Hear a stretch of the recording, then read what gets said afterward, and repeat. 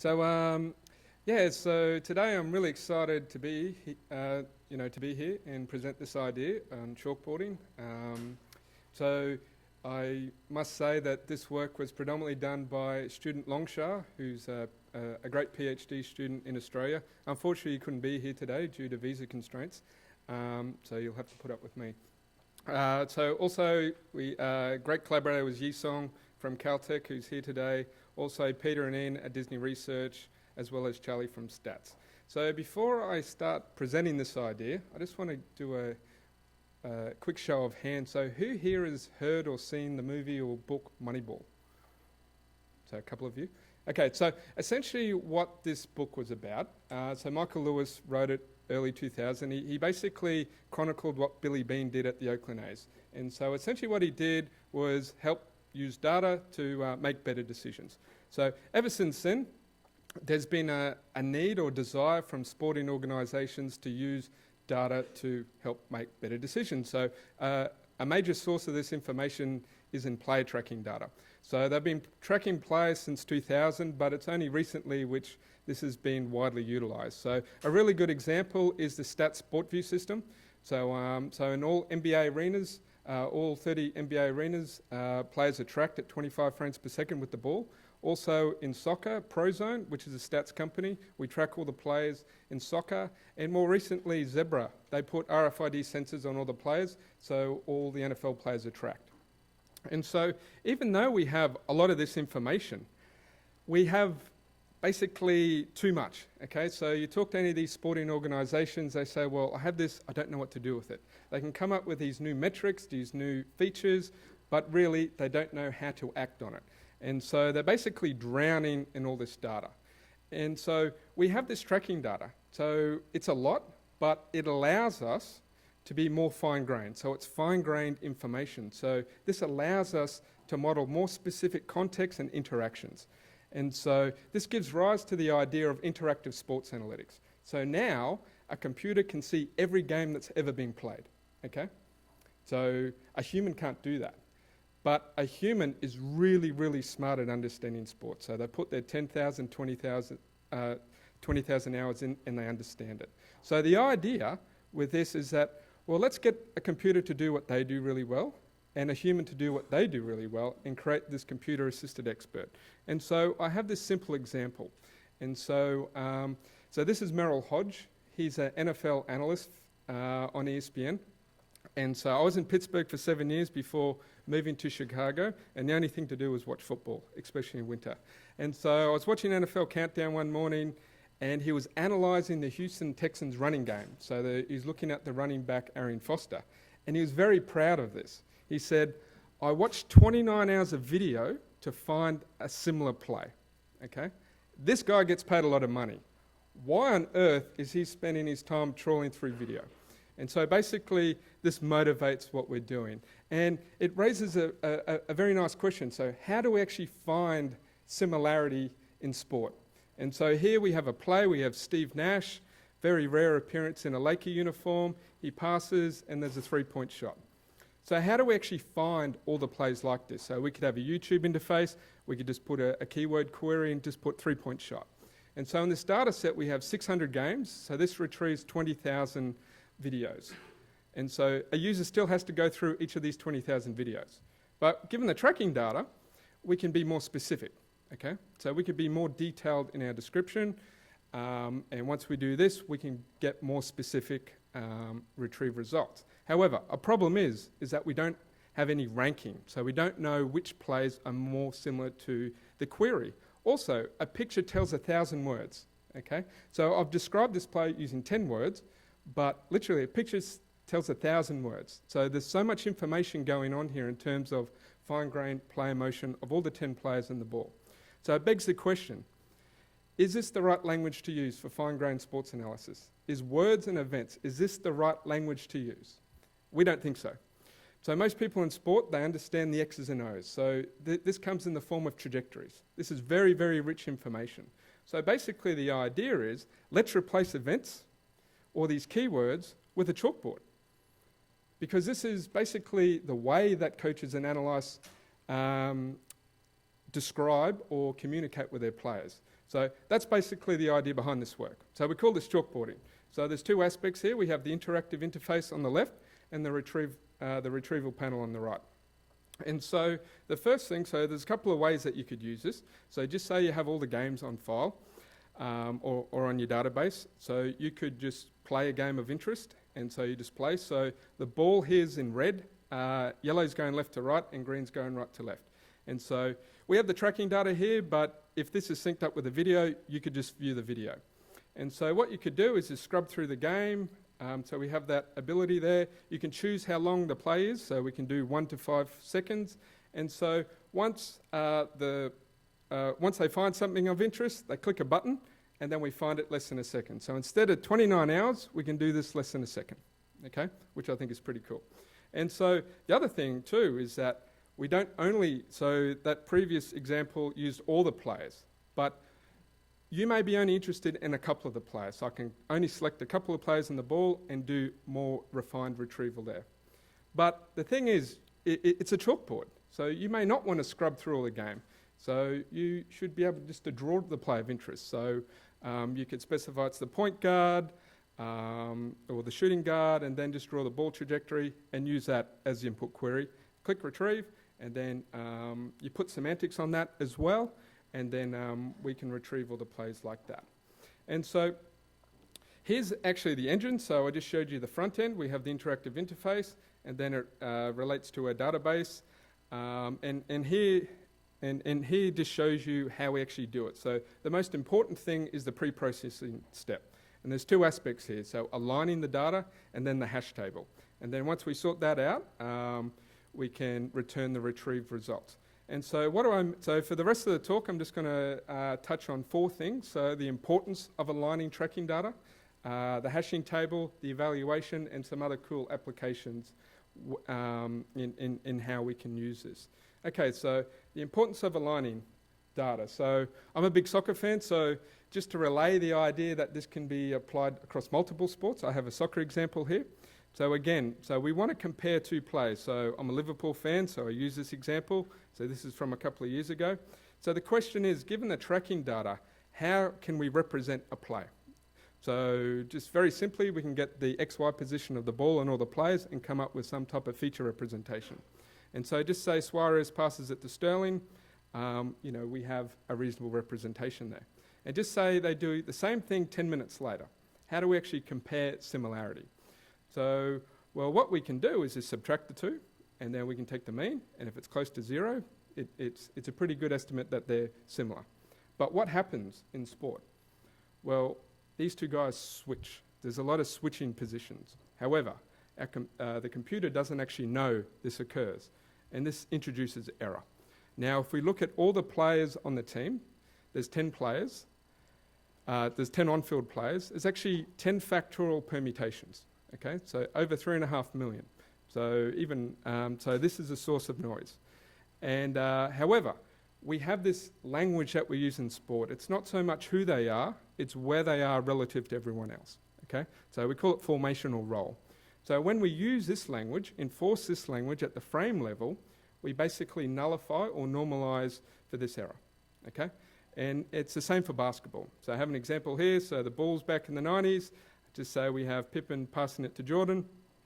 But these 2 guys swap, that's a source of error. And so there's 120 permutations there. It's less than basketball, but it's still significant.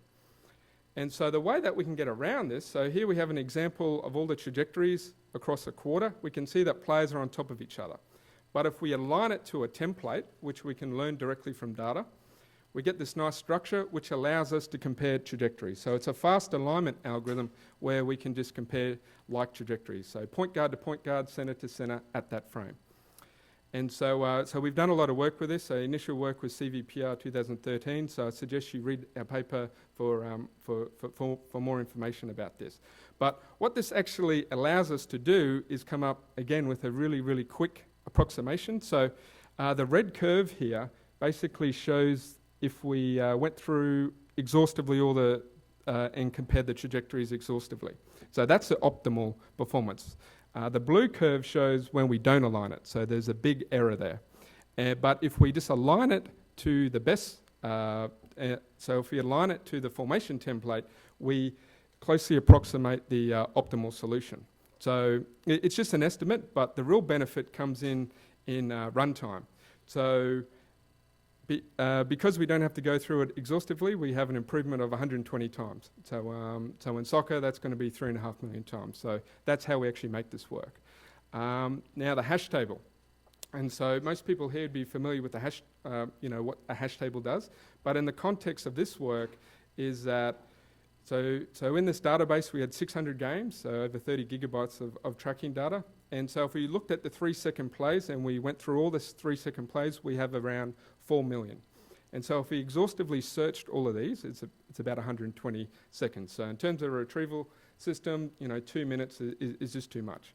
However, not so all the plays, so if we cluster the plays into kind of coarse groups, we can do local search, and this allows it to be more tractable. So the initial example that we had for a 3-point shot, there's 20,000 3-point shots in our database. If we locally search them, we can do this in less than a second, which is responsive enough.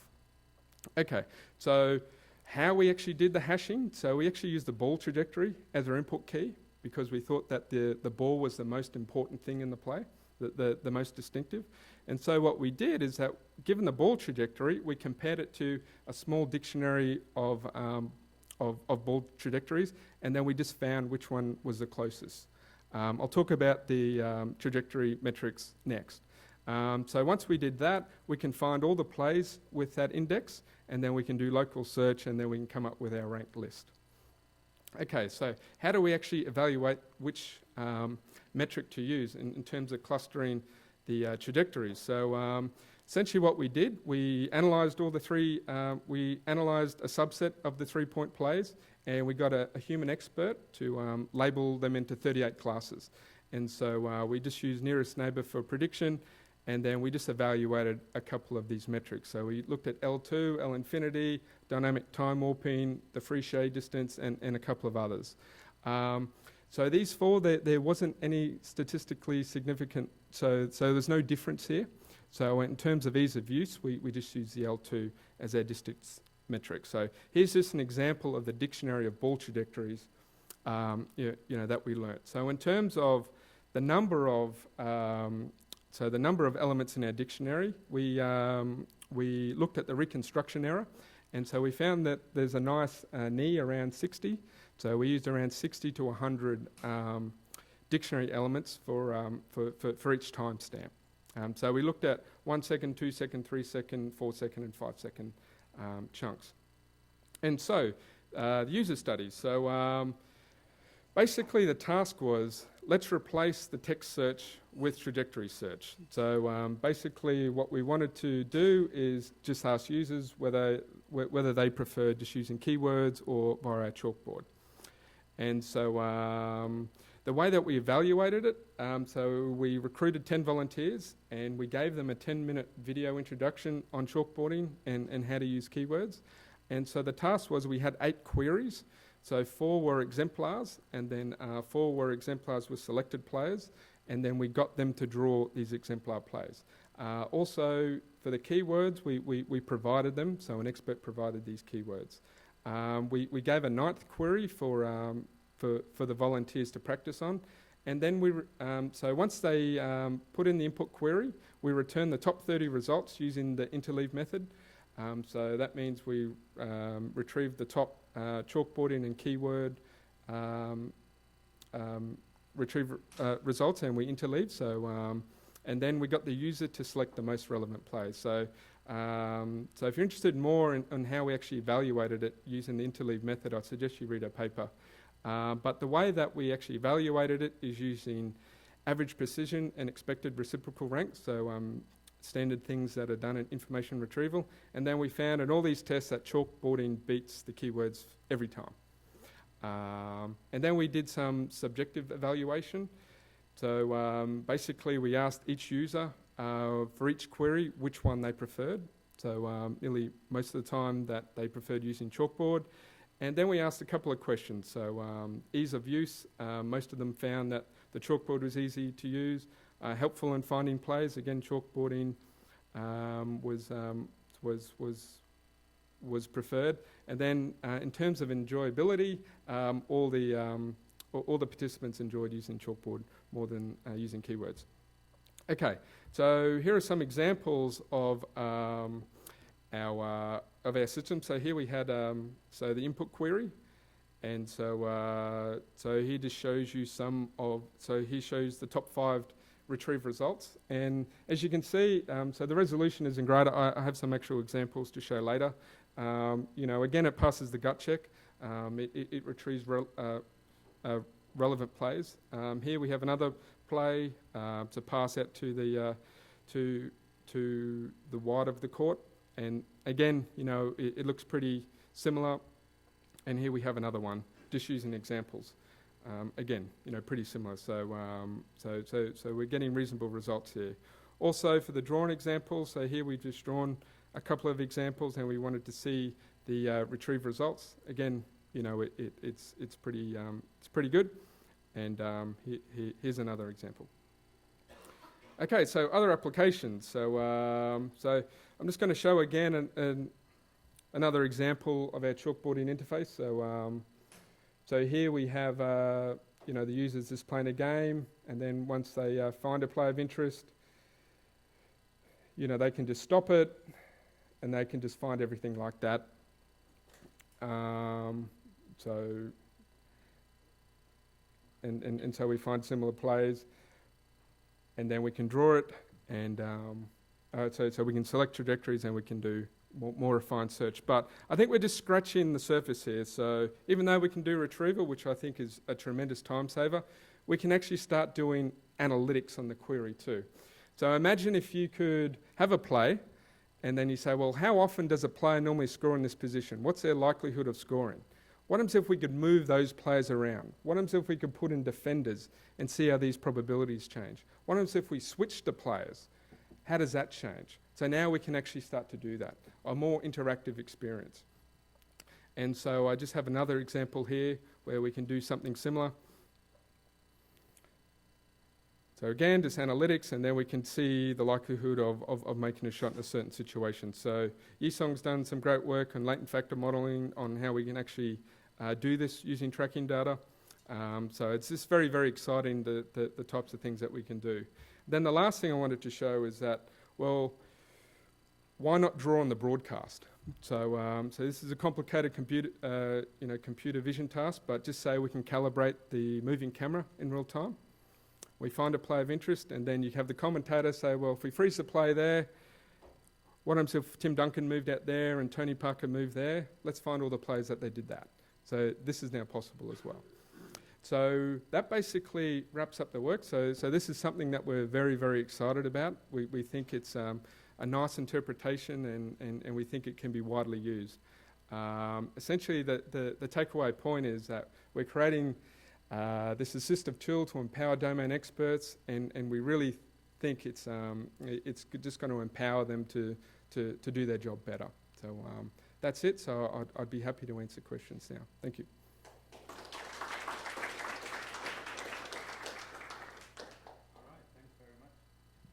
If I could just ask people to line up during the session if you have any questions. No questions? I do. I love sports too. So I have some questions. First of all, you mentioned already that it applies to football as well, or to soccer as well. Have you tried it with other sports? For example, how about hockey, which is a very fast-paced sport? Yeah, so we haven't tried it with hockey. It's just a function of getting the tracking data. So we have tracking data for basketball and soccer, but again, it's just comparing trajectories. Yeah. So the way you parameterize the trajectories could change, and the semantics that you add on them, but fundamentally, it should be doable. Yeah. And then I had another one about what if it is a multi-step, quite an extended play that maybe you might not be able to draw on one chalkboard. It might actually be a sequence of steps that are happening. Yeah, so that's a very good question. So there's a couple of things you could do. So you could just have an example. So you could have an example play from video. So that could just be a query. Potentially you could, so we haven't thought about linking chalkboards together, but that's something that could be done as well. So essentially what we'd like to do now is learn from user behaviour. So a lot of this was done totally unsupervised, but once we get this system online, we can start collecting this data and refining the interface. Yep. Okay, thanks very much. Any other questions? If not, let's thank the speaker again.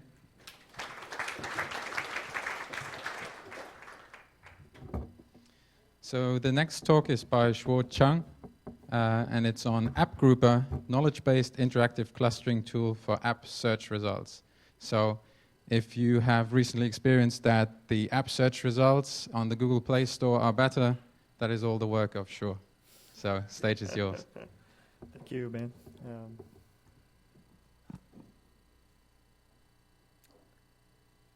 Okay. Good morning, everyone. I'm Shuo Chang from University of Minnesota, and you can call me Steven. So today I'm presenting this work that I did at Google last summer. So this is a collaboration with my hosts at Google, Peng Liqian, Cheng Tianjiao, and Ed Qi. So the work is about a tool that we built. It's called App Grouper. It's a tool for knowledge graph-based interactive clustering tool for mobile app search result. So I'm just gonna jump right into it. So what is a search result clustering? If you go to Play Store and if you search for a query, for instance, quiz, you would expect to see a list of apps returned as search results. Instead of showing them as a list, we can group these apps into categories, so into topical categories. So in this case, you may see logo quizzes, geography quizzes, and movie quizzes. And in fact, this is the UI you would actually see if you go to the Play Store now. So we observe several advantages. Oh, oops, I just stepped on the cable. Sorry about that. So we observe several advantages of showing those apps grouped by these categories. So several one of them, so it allows users to explore the category or the search result space very easily. And you can also quickly navigate to the subcategory you're interested in. And the last thing is, it allows users to more easily discover the less popular search result. So by the time I joined the team, they already have a clustering algorithm in place. So this is just a background of how the algorithm works. So basically, for each of the search query, we look at all the apps that will be returned as search result, and we extract the topic labels and build up this topic label graph, where each node is a topic label, and the edge, the weights of the edges are semantic similarity between the topic labels. Once you have this graph, you can run a graph-based clustering algorithm on top of it, and you got this topic label clusters. And the next step is we want to order and filter the clusters so that we have the cluster that have the most of the apps and the important apps. And the last step is for each of the topic label cluster, we want to assign the apps that are associated with any of the topic label in that cluster so that we can get these app clusters eventually. So everything looks good, right? So why I'm here. So by the time I come in, the biggest problem we have there is the clustering is not working always as you expected. So if you work with the clustering algorithm before, you would expect this. So what actually happens in Google, they actually have 4 to 5 full-time engineers just to hand-tune the clustering algorithm, tuning the parameters, and also manually editing the clustering result. So my goal coming in as an intern is to build up this interactive clustering tool to assist the full-time engineer to make the process more efficient. And here is what I built. So let me just walk you through the key features of this tool. The first thing is you can run clustering algorithm on any search query you want to try, and you can select from a list of all the different clustering algorithm you can use there. And this tool is really designed to address several of the key issues in the clustering. So the first issue is oftentimes some of the topic labels are not appropriate for the clustering. For example, if you look at the result for weather app query, you may see a cluster that has the topic label of tool. If you think about it, tool is just a very general concept. It doesn't really describe different subcategory under this search result. So on the left side of this tool, we build this blacklist feature so that expert users, they can blacklist the topic labels that actually goes into the clustering algorithm in the beginning. And the second issue we observe is this, sometimes we have the inappropriate granularity on the clustering. So the algorithm internally is trying to figure out how many clusters to show. And for some of the cases, it doesn't work so well. So for instance, if you look at the result for keyboard themes, you will see 5 clusters here. And especially compared to some broader concept like games, you also find 5 to 6 clusters. So this is kind of surprising to end user to see this many of detailed categories. This is just 2 low-level categories. So to address this issue, we built this feature that allows users to choose, the experts to choose whether they want fewer or more clusters. And internally, the algorithm is doing some smart guesses of how many clusters to generate. And the last issue is that we often see incoherent topics in the clusters. So again, for example, if you look at the result for English search query, you can see one cluster with the English vocabulary label, another cluster contains vocabulary. So if you look at them, you probably will think, yeah, we should probably merge those 2 clusters. That's why for the last feature we built is we allow the experts to directly edit the topic label cluster. So they can add or delete a topic cluster, and they can also add an entire new cluster. So it's worth mentioning that all these operations are done on the topic labels. Whenever people do any operation, then internally the algorithm will run through the whole pipeline so that in the tool you can see what's the resulting app cluster that got generated. So then we jump into a user evaluation on this tool. There are several research questions guiding our user evaluation. The first question is, does this tool help? Does it help domain experts to improve what the algorithm can generate? And the second question is, we're interested in how does the expert use this tool in their daily routine? And the last question is, how does the expert use the tool differently for different queries? We have this hypothesis that depending on the difficulty of the clustering, the expert will use the tool differently. And here, specifically, we look at the concept broadness of queries. So more details about the evaluation. We have one expert user who is actually in charge of generating those clusterings. So we ask him to use this tool to edit what the algorithm already generated.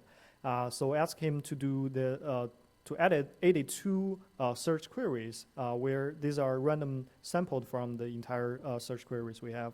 And 41 of them are broad queries, 41 of them are narrow queries. And afterwards, we conduct a 30 minutes interview with this user. And to judge the quality of the clustering result, we ask another expert to blindly rate the result.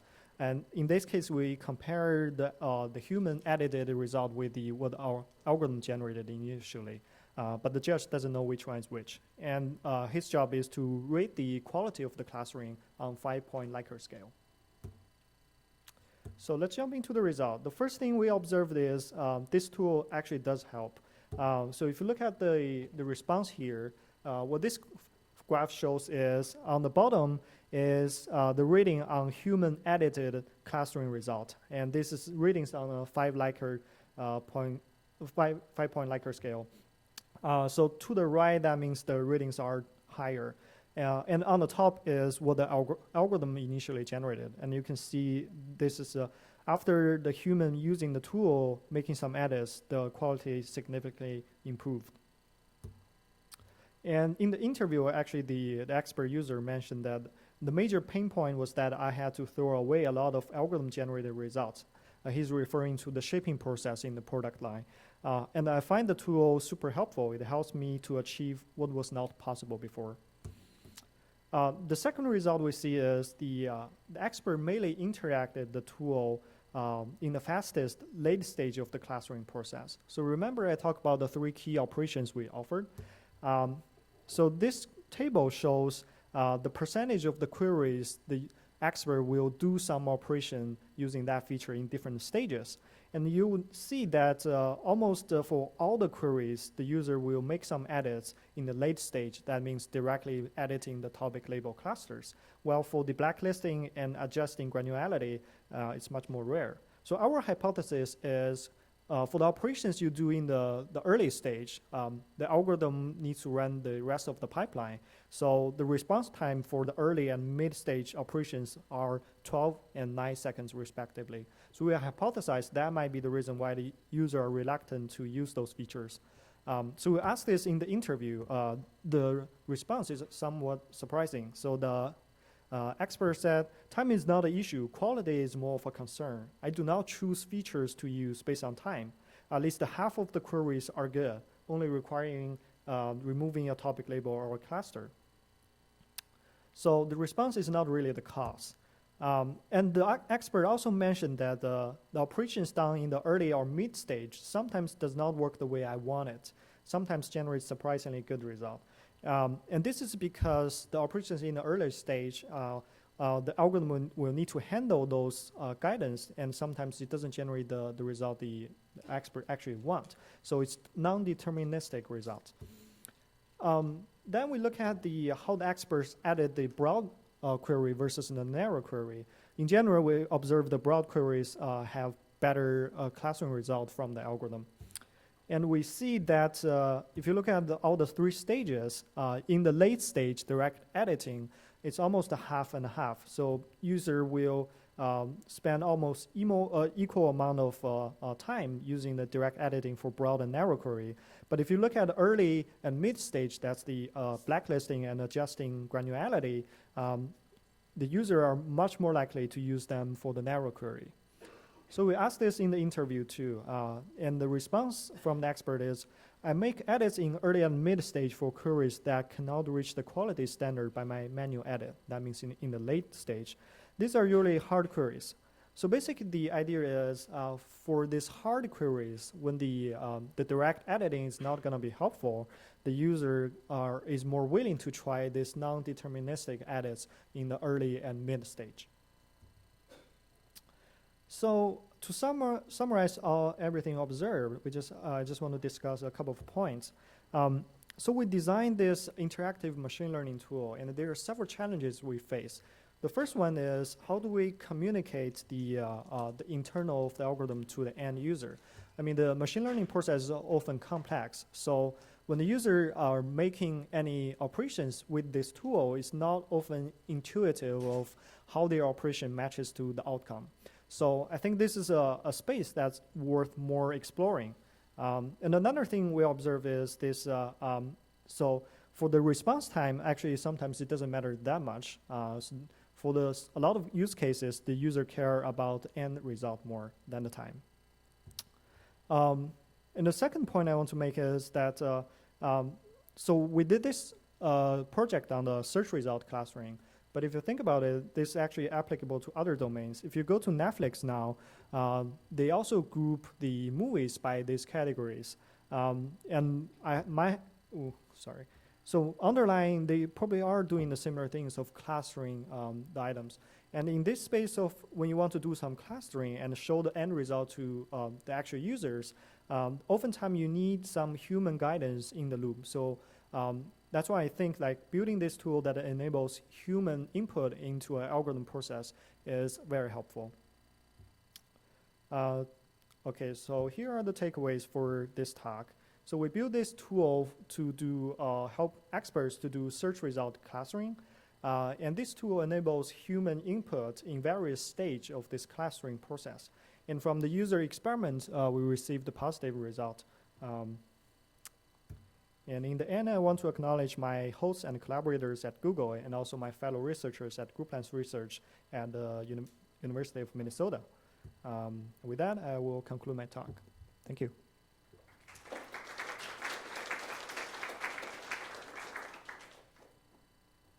Okay.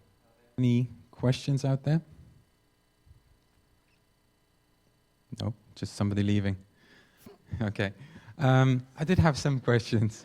Sorry to put you on the spot there. My first question is, do you have any other measurements that this actually improved the clustering process, rather than just asking the one expert who's possibly on the same team?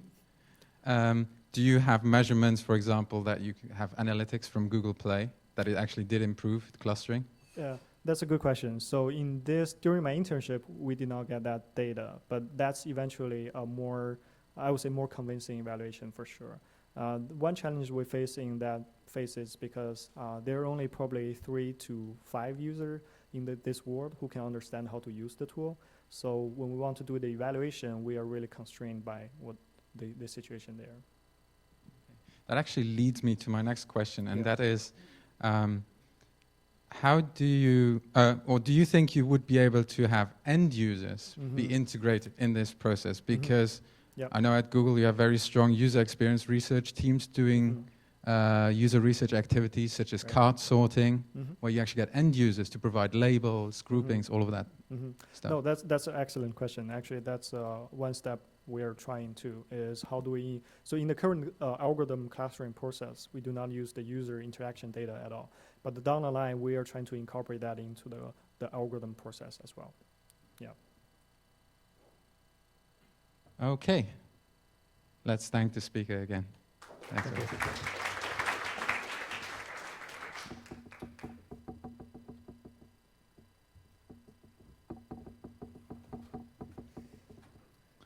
Okay, our next speaker is Dorota Głowacka. The talk is titled Beyond Relevance, Adapting Exploration, Exploitation in Information Retrieval. Let's hope we get it up and running. No pressure. I was told he was an excellent helper with everything related to audio and video.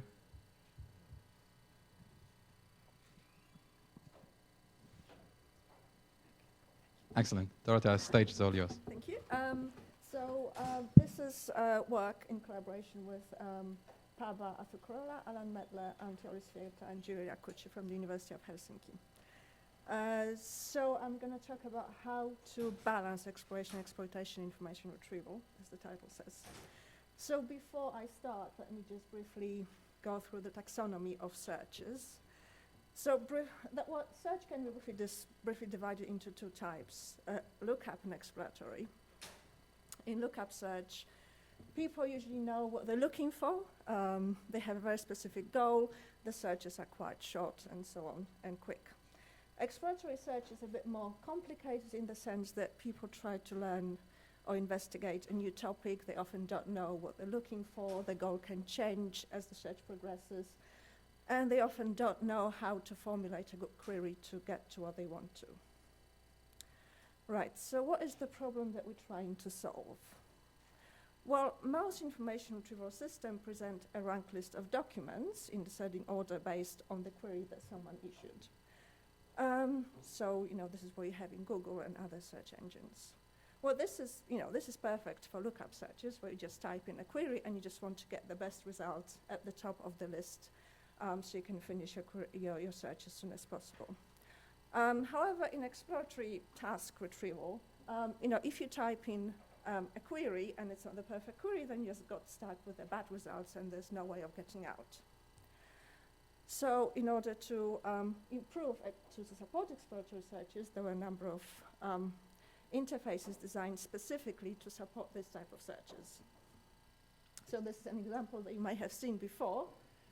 We've been presenting this interface at IUI for the last few years, where you can see the list of documents on one side, and then you can interact with the intent model, and in this way you can get good results for exploratory search tasks. Now, the specialized interfaces, as our results show, are very good for exploratory search tasks. But when you just want to do a quick search, they are not actually that good. They're a bit too complicated. So, there are a number of issues as well. So in order to use this type of interface, you actually have to know in advance that you'll be doing exploratory search. So you just have to know that, you'll be using this type of interface. And then, if you want to just switch between different tasks, then you basically have to interface into or two systems and just switch from one to another, which is not very convenient. Additionally, research shows that, in general, users want to have very simple interfaces. They just don't have interface that requires a lot of learning. They just want it to be very easy to use.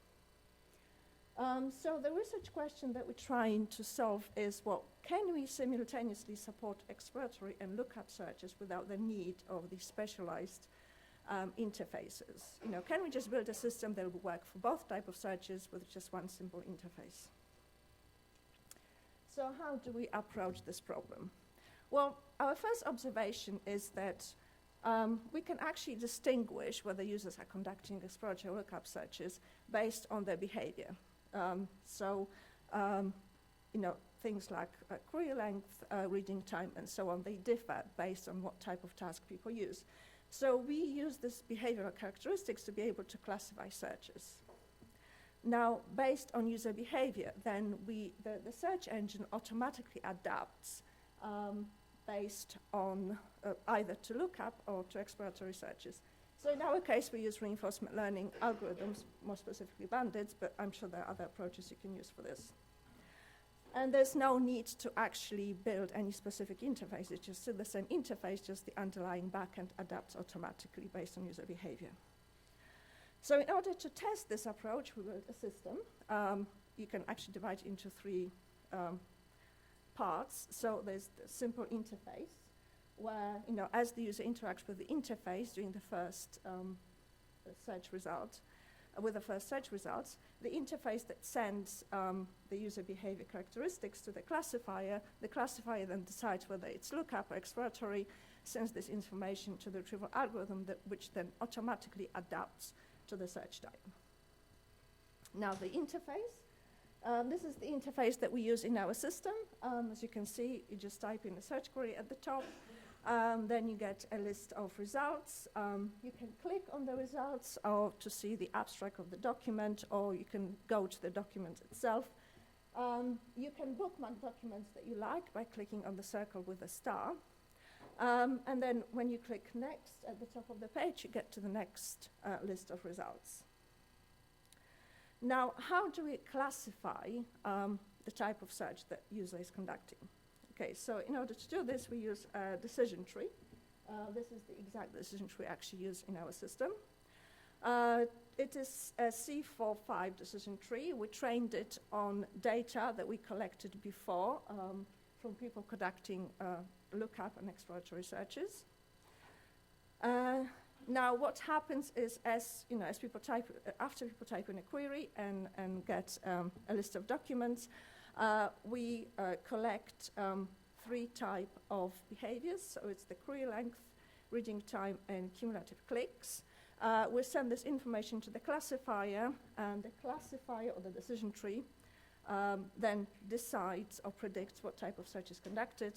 And this information is it's either yes or no, is sent to the search engine, which automatically then ranks the documents based on the search type. Now, in order to be able to explore or exploit the document space, we use the linear algorithm.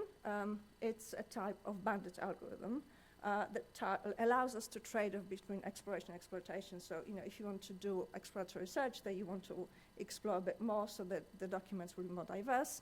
If you just want to exploit, then there's no exploration, and the documents should just match your query or interest. Now, I don't want to go into more details as to what the algorithm looks like. You can find more details in the paper. But basically, the algorithm contains a parameter, alpha, and this, the alpha can range from 0 to infinity. The higher it goes, the more diverse the results would be. So in our case, if a search is classified as exploratory, we set the value of alpha to 1. This is actually based on our extensive user studies as well that were published last year in Sikkim. So if you're interested how to set this parameter correctly and so on, there's a separate paper based on this. So it wasn't just a random selection of one. So this is what is set for exploratory task. If you want to conduct lookup, if the user is conducting lookup tasks, then the parameter is set to 0. So then there's just pure exploitation, no exploration. Now, we conducted a user study to assess whether this approach actually works. So our hypothesis was, well, adaptive search system that dynamically adjusts the exploration rate according to task type improves user performance. So that was our hypothesis. Now we had 18 participants. There were researchers from computer science department. There were either master students who were writing up the MSc dissertations or PhD students from first-year PhD students. So we wanted to make sure that we have students who actually have some research background, but they are not actually specialists yet. So they're not experts in any field, but they actually have some knowledge of computer science. The system is built on 1 million AXIF documents, so we downloaded the entire AXIF into our system. The design was within subject design, so each subject conducted one exploratory and one lookup search with our system, with our baseline. In exploratory task, what we did, we asked the participants what topics they recently started learning about. So, well, the reason was that, well, first of all, we wanted to make sure that, it is a topic they actually know something about already, but they are not experts. And at the same time, we wanted them to be, to be actually interested in the topic, so they would conduct the search. In lookup task, what we did, we invited them to our office the previous day before the task, and we showed them a paper. We removed the title and the authors, and we asked them to skim read it for about 20 minutes. We didn't tell them what the point was, and then the following day, we asked them to actually look for this paper. So the baseline was our system, as we described. So we had the full system was the system that I just described, and as the baseline, we used the same system with the classifier removed, and the exploration rate set to 0. So it only actually worked for lookup tasks. Obviously, the users didn't know which system they were using because the interface was always the same. Now the classifier accuracy, so the overall accuracy was 81%. However, it was 95% accurate for exploratory tasks, so it almost always worked for exploratory tasks. It was less accurate for lookup tasks. However, what we noticed in the interviews after the experiment was that in most of the cases where it didn't work for lookup task was because the users actually forgot what they were supposed to be looking for, the paper. So actually the lookup task became an exploratory task because they were not sure what to do, so they're actually exploring instead of doing a lookup search. Now, as the user were conducting the search, they were bookmarking documents. So after they completed the search, we asked them to then rate the documents that they bookmarked to tell us how relevant they were and whether they liked these documents or not. So as you can see, the bookmarks were, the assessment was much higher for the full system. So actually the full system supported the users much better in exploratory tasks. There was no difference for lookup tasks, you might expect, because the baseline was set up for lookup.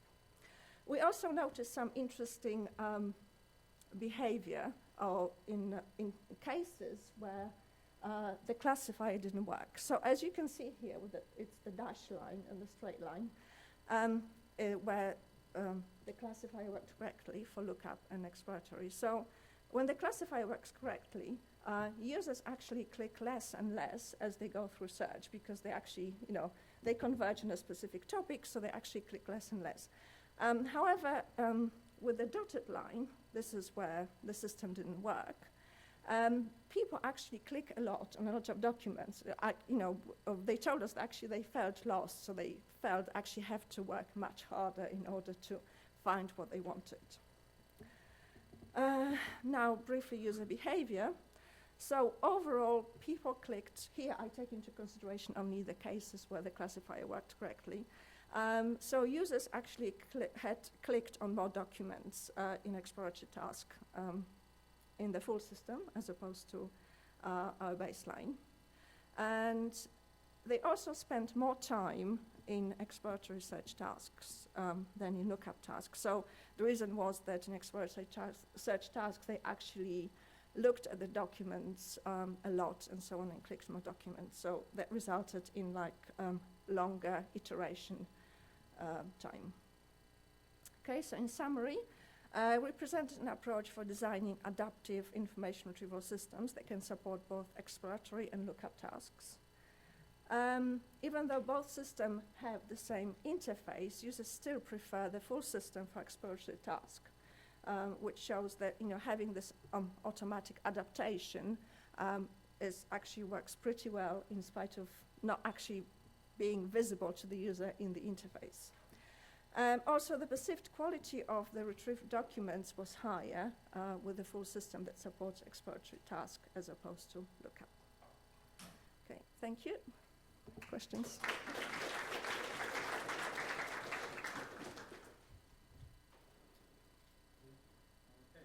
Any questions? Hi, Stephen here. Excellent talk. So it's interesting to see that the classification error for the lookup is lower. So I wonder if the user test is not like binary, it's more like a spectrum, the transition. Yes, so that's a very good question. So obviously, exploratory search is not binary. As you can see, there was this massive cloud for exploratory task is like. It was our first approach, so we just treat it as a sort of binary, either lookup or exploratory. But in the future, we're planning to do, we're actually trying to build more like a regression model that would, it will be much more gradual. So instead of just having only 0 or 1, we'll just have, more graduation between 0 and 1, that depending on your slightly different, maybe when you do, when you don't explore so much, the time you spend looking at a document is slightly longer than for lookup, but not as long as for exploratory. So, we'll try to take this into consideration for the regression model. Yeah, have you also looked at the search query they used? Is that a good signal for? Yes, so actually we noticed that it's actually built into the classifier. So for lookup task, the query was always much, much longer, much more specific. For exploratory, it was usually kind of vague and shorter. Thank you. Very interesting. I was wondering if you've considered letting the user control the amount of exploratory the search is, rather than setting it adaptively, and see what preferences would be. We tried doing it. I think the problem was that people just either played around it so much they actually didn't, they said they didn't see any difference between they were just playing with the system without doing much of a search, or they just didn't use it at all. So there was almost like this binary behavior where they were just playing with it and not doing much search, or they were not doing anything. And also those users who played a lot with just having a slider then complained that they don't think it works because they had high expectations, or they couldn't actually tell, if you set something between 0 and 1, what does it mean if you set it to 0.5? What should you expect as a user? So some of them were quite confused as well. A couple as well. One was touched on already, that you said maybe it's not binary, so it's not either lookup or exploratory, and then you said maybe it's gradually in between. Mm-hmm. What about if you treat it as a multi-class classification problem? Because if you look at some other classifications, things like the traditional broader classification, like navigational, information, transactional, others classified by known items, so that's kind of the lookup, versus doing and learning. I guess you would have grouped doing and learning together as exploratory. Yeah. Or maybe not. Have you looked at it maybe as a multi-class classification? Yeah, that's an interesting question. I think that's what we we had this long paper published in JustCert about different characteristics for user behavior, and I guess the reason is that we actually didn't have enough data to be able to have such fine-grained classification yet. We did notice there were some differences for certain core exploratory tasks and some types that were on the borderline of lookup or exploratory, but it was actually, there was not, the differences were not statistically significant for the behavioral characteristics that we're looking at. Probably, we need to conduct a much, much bigger user study to get any significant data for this. That's good. And then the last one was just a quick clarification. You did not use a system that went to 100% exploratory. That was a baseline that was set to 100% exploratory. The baseline was set to being only lookup. We didn't use baseline. No, we didn't use that baseline. Okay. Again, we just had to compromise in terms of, we only had that many people, and they were willing to do it for only that amount of time. So, but yes. Okay, thanks very much. Let's thank our speaker again. Thank you. The next presentation is for a short paper. It'll be presented by Corey Pittman, and the paper is titled "A Dollar Family Friendly Approach to Prototype Selection." Hello.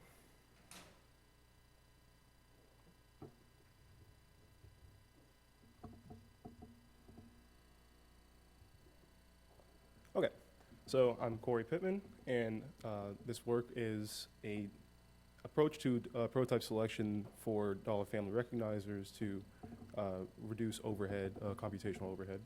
So I worked on this paper with Eugene Tarana and Joseph Laviola, fellow members of the Interactive Systems User Experience Lab at University of Central Florida. So a little bit of background. As we know, sketch recognition continues to be a prominent modality for input for many applications, as I've seen in the demos and presentations throughout this conference. One of the commonly used recognizers families is the dollar family recognizers, which includes Walbrook's dollar recognizer, Lisa Anthony's P-dollar recognizer, and Vadevu's P-dollar recognizer, and Lisa Anthony's N-dollar recognizer, as well as others. These are all characterized by they're a template-based matching algorithm that is similar to a one nearest neighbor approach to matching. But they all are fairly rapid prototyping with open pseudocode. They all have fairly low coding overhead, and their error rates are all quite low for sufficiently large data sets. And acquiring like a sufficiently large data set is typically as easy as asking your family and friends to write down a series of gestures, and you just build a data set from that. However, reducing the computational overhead for these recognizers is usually beneficial for mobile devices because response time is actually pretty important. You want to be able to minimize the latency of recognition. So for these, how do we do that to improve this performance? Particularly with these recognizers, they scale linearly with respect to the size of the data set. So the most straightforward way to reduce the computation time and memory usage is to simply reduce the size of the data set.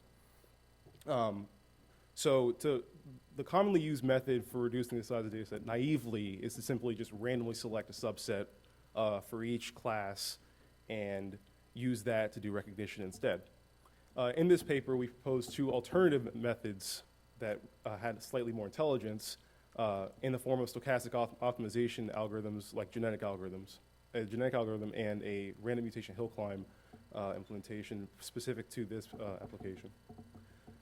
We also tried some alternatives, including k-medoids and agglomerative hierarchical clustering of templates as ways to find representative gestures for a particular, or representative prototypes for a particular gesture.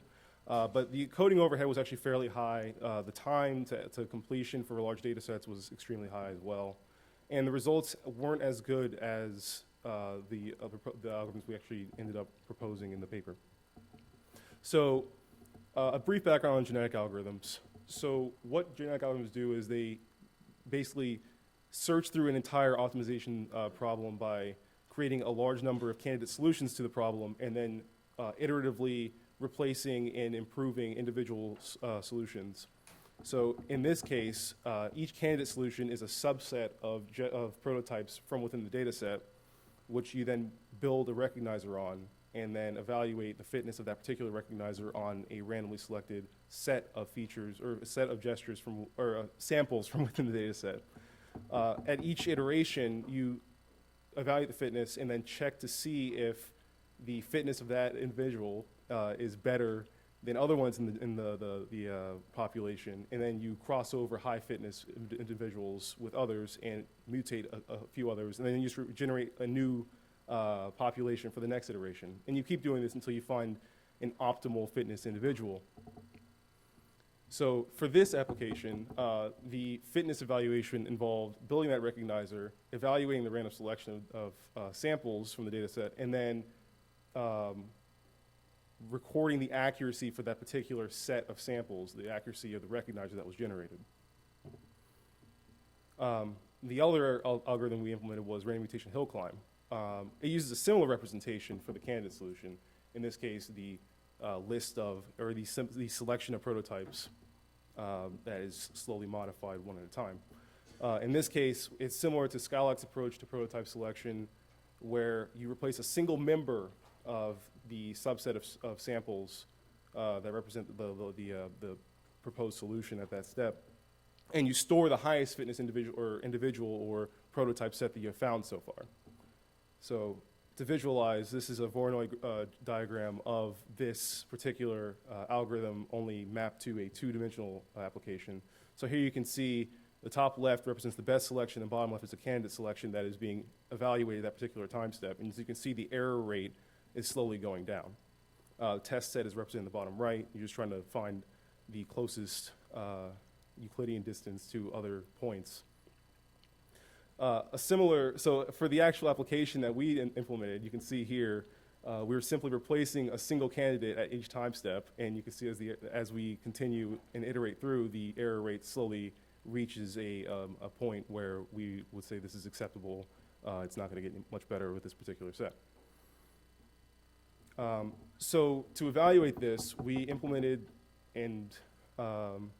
three of the more commonly used recognizers currently: protractor, $N protractor, and penny pincher, because they are actually quite fast implementations of dollar family recognizers. We included three commonly used data sets. The dollar unistroke data set, baseline is a much larger data set, and MMG is a multi-stroke data set. We compared along four different selection methods: random, the two proposed algorithms, and then the baseline full data set. So we checked for each of these combinations along a number of different template counts from 1 to 5, sorry. And that 5 meaning like there's 5 gestures per class. So that doesn't necessarily have to be 5 within one single gesture, but it's just spread out to have like 5 total for each one. So 5 times G, where G is the number of classes. So our procedure was to randomly generate tests by pulling a set of templates away from the data set, and then repeating that process over and over again and evaluating to see if we can actually get which ones actually got the highest recognition rate. So in this chart here, you can see the 0 represents random selection, 100 represents the baseline accuracy using the entire data set. And for both of our proposed alternatives to random selection, you can see that the intelligently selecting the prototypes actually dramatically improves the error rate, or reduces the error rate, and brings it much closer to baseline. And in some cases, strangely, improving beyond baseline, but we have no explanation that is really clear as to why that was happening. And in terms of the original purpose of this, reducing the time and memory usage, you can see that reducing these large data sets down to 5 times the number of gestures dramatically lowers the memory and time usage. So you can see, like, if something was running on the order of milliseconds before, it would be running on the order of nanoseconds after selection. So in summary, we proposed these methods. Between the two of them, we'd recommend random mutation hill climb simply because it's more straightforward to implement. And the mutation operator that is the more exploratory component of the genetic algorithm is actually completely encapsulated within random mutation hill climb. So it actually is the same thing, just more iterative and simpler to implement. So we also propose that optimizing the subset of samples is actually a better alternative to random selection. And it is actually a very simple pre-processing step that can actually dramatically improve the usability of an application. Okay? So I'd like to thank my fellow lab members and co-author and the anonymous reviewers for their feedback, and I'm willing to take questions.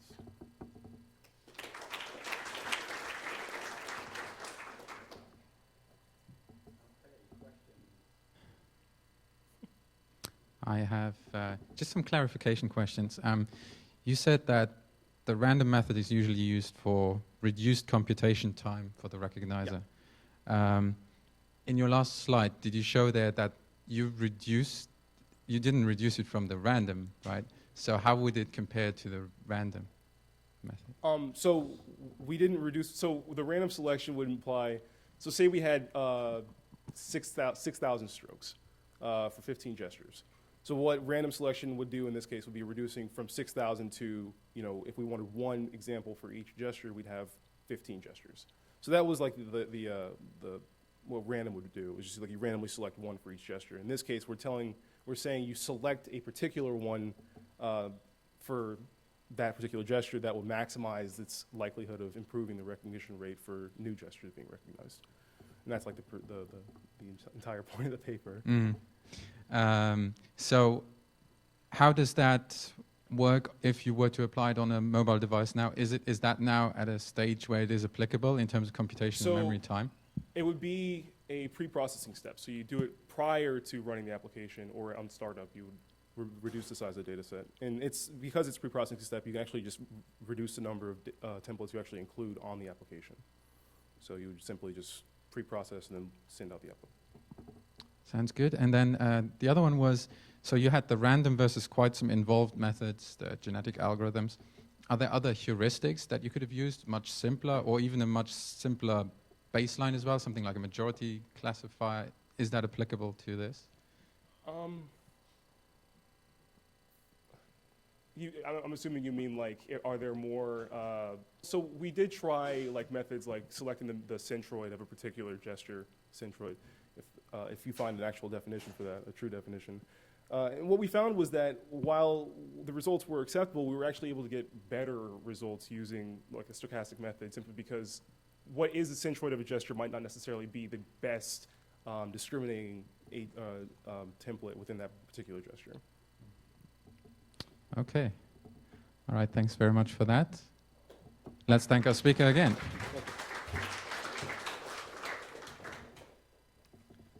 So we come to the final talk of this session. It is Bo Wu, and the talk is titled Maximizing Correctness with Minimal User Effort to Learn Data Transformations.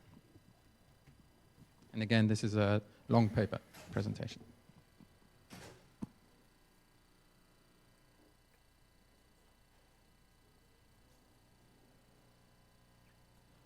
Hi everyone, my name is Bo Wu, and today I'm going to present our work on maximizing the correctness with minimal user effort to learn data transformation programs. So this is a joint work with my PhD advisor, Craig Nomnock.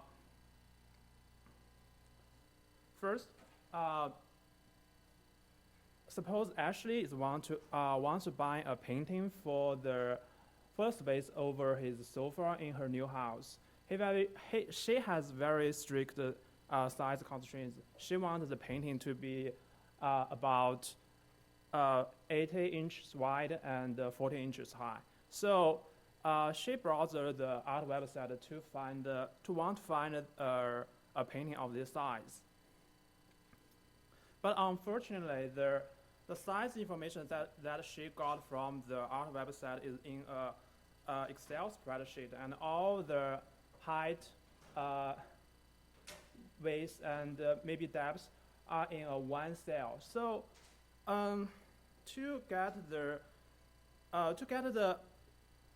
length for the width and to get a size for the width and the length and the depth, she has to split the information into 3 different columns. And to do so, she has to write maybe some Excel micro script, which is essentially a VB script.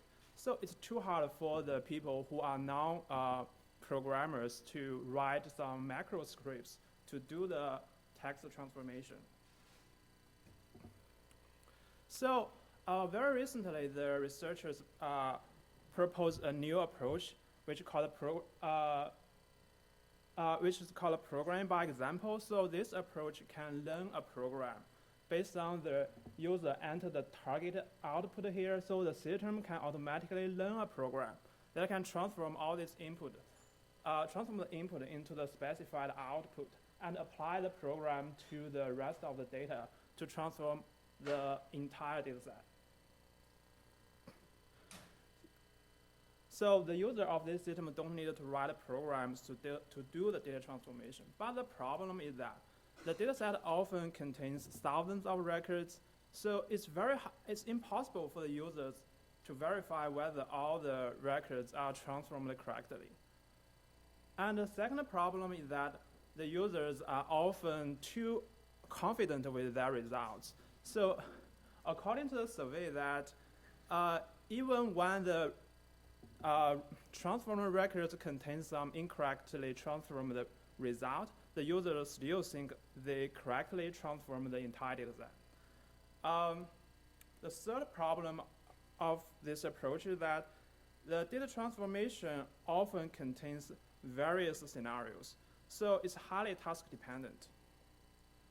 For example, for this scenario, the third record is transformed incorrectly.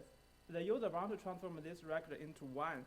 So recognizing this incorrect record, we can use a rule that identify a record, its input, which is different from the format of from the rest of the record. For example, this one has a word fewer and than that don't appear in other records. But for this scenario, it requires a different rule. So suppose the user wants to extract the first dimension of the sizes. The third record is transformed incorrectly. So recognizing this incorrect record, we can simply apply a different rule, which recognizes the output, which has a different format from the rest of the records. For example, this record has a cross in the output. So because the data transformation is highly task dependent, so recognizing the incorrect records in these scenarios requires combining these different rules to identify the incorrect record. So the problem of this research is that we want to enable the users of the programming by example system to achieve the maximal correctness with the transformed result and just using the minimal effort on large data sets. So based on this goal, we reformulated this problem. So we want to help the users to identify at least one of the incorrect record so that the user can provide a new example for that record. So the system can refine the program and retransform all the records and starts a new iteration. So this is the overview of our approach. So first we have the transformed records, and then we do some random sampling over the thousands of records to generate a small subset of the transformed records. And then we automatically verify these transformed records to identify the records that are potentially incorrect, and then we sort these records and also color code these transformed records to put the records that are more likely to be incorrect on top of the recommended list. So it's an overview of our approach. So our approach can learn from the user's feedback. This is the user interface of our system. First, the first area shows all the examples entered by the user, and this area shows the examples that we recommend the user to review to see whether the transformation results are correct. So if the user says this one is incorrect, she can enter the correct output for this record. The system will learn from this new example to refine its program. And if the user finds, okay, this record is already transformed correctly, she can just click this check button to tell the system to basically refine the recommendation and recommend a new list of records. So our approach automatically verifies the transformer records. This step consists of two phases. The first phase, we recommend the records causing runtime errors of the programs. Suppose we have a program that we want to extract a substring between the parentheses. Especially we want to, the right parenthesis should have a lowercase word on its left. Unfortunately for this record, the right parenthesis have an uppercase word on its left. So the program can't find a match. So basically the program will fail on this record. So we'll identify all these kinds of records causing the program fail and recommend the users to review these records and provide a new output for these records. And when the transformer results don't contain any runtime errors, we train a meta classifier to classify these records into two labels, correct records and incorrect records. And we recommend the users to review these records classified as incorrect. So to learn the meta classifier, the meta classifier is essentially an ensemble of classifiers of 3 different types to capture the variations in different transformation scenarios. So for the detail of each type of the classifiers, you can refer to our paper for more information. And so essentially, we use AdaBoost to select the binary classifier of each type with the best performance, and to put it and assign it with the weights, and combine all these different binary classifiers using these weights, and to create the final meta classifier for automatically identifying the incorrect records. So we first perform evaluation on 30 scenarios. So each scenario contains about 450 records. So this is a simulated experiment. So in this experiment, the first question we want to explore is whether the recommendation can capture the incorrect record, or at least one of the incorrect record from all the incorrect records. So the results show that, so we compare our approach with approach beta, which is also our previous work published in IUI 2014. And we identify by using our approach, our current approach outperformed the previous approach, and in almost most of the 30 scenarios, our approach can capture the incorrect records. So the second question is that since our approach recommends multiple records for the user to review, so we want the incorrect record on top of the recommended list, so the user don't need to go very deep into their list to identify some incorrect records. So we compare our approach with also approach beta and the baseline approach. So this baseline approach basically recommends all the records it randomly shuffle all these records and place the incorrect records in some random positions in the list. So we can see that our approach, so this MRR is the mean reciprocal rank of the first incorrect record. So the higher MR, the better. So it means the incorrect record is on top of the recommended list. So we can say that our approach also outperforms the approach beta, and it performs much better than the baseline approach. So finally, we perform a user study, and on 5 scenarios, each scenario is with 4,000 records, and we have 10 graduate students, and we divide them into 2 groups. One group using our approach, and the other group using approach beta. And we compare them first on the correctness of the result. So this correctness is basically the percentage of the correct records in the final result. So we can see that our approach has much better correctness compared to the correctness obtained by the approach beta. And also we found that the users using our approach spend less time in providing examples because we have a recommendation, so the user don't have to go deep into the data set to identify some incorrect records.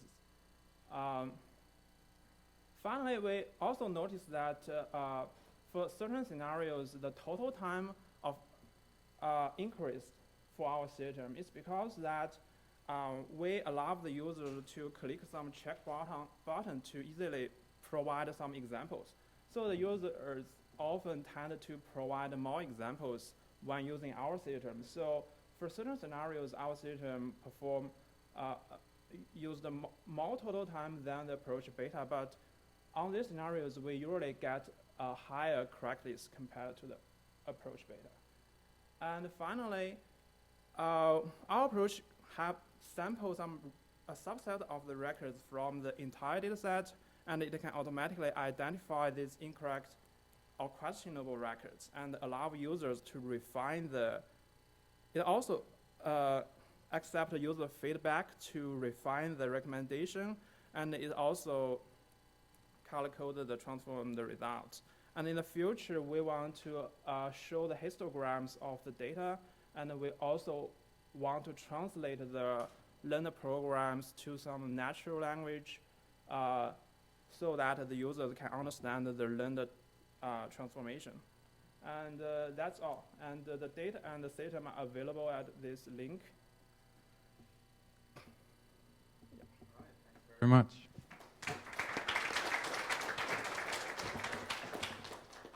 Time for questions. Hi, this is a very impactful problem, very interesting work.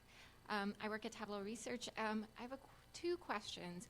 One is, does your method find exemplar incorrect records, right? There are many different types of incorrect records. Does it help identify the unique, different incorrect records?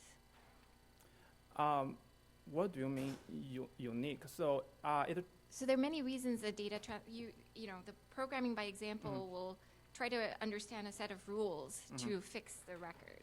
So for splitting, right? But there are many reasons it could fail, that pattern. Yeah. Does your method try to find the various different kinds of failure cases? Yeah, first it aims to find the records cause the pattern fail.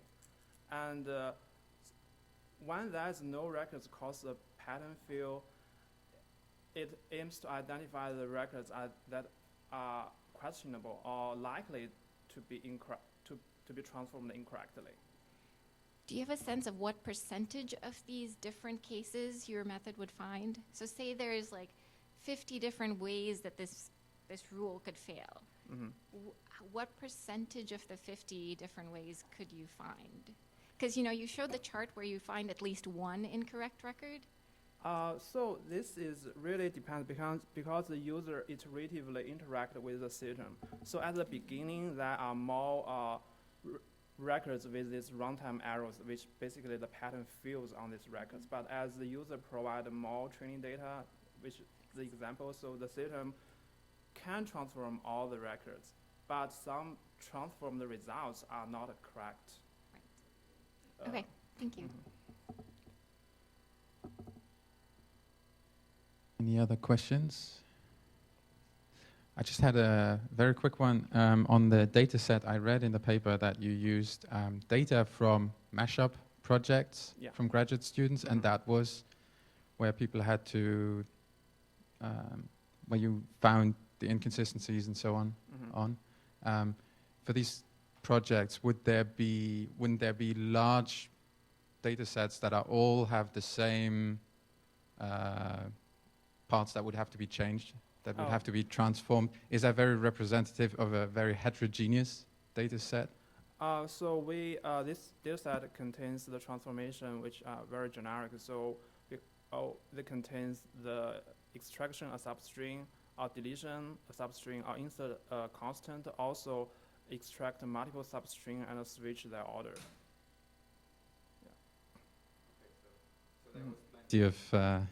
Yeah, it also contains conditional transformation. For example, the datasets are often noisy, so the records in one dataset may have multiple formats, so it requires some conditional statements to transform the dataset. So it also contains these scenarios.